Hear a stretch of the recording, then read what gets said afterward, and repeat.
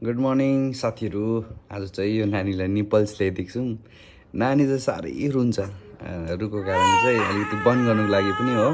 अनि यो युज गरेपछि चाहिँ नानी खाएर यो चुस्ता चुस्ता गल्दो रहेछ, त्यही भएर चाहिँ उनीहरू सुत्दो रहेछ हो। अन्त अहिले चाहिँ नानी रुँदैछ, नानीलाई चाहिँ हाल्नै पर्छ।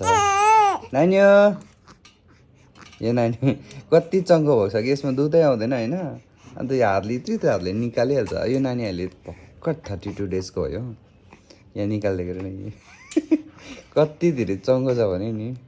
खै छोड त नानी हो, नानी हो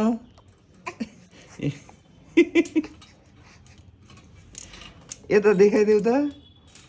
निप्पल निप्पल चाहिँ खानु मान्दैन।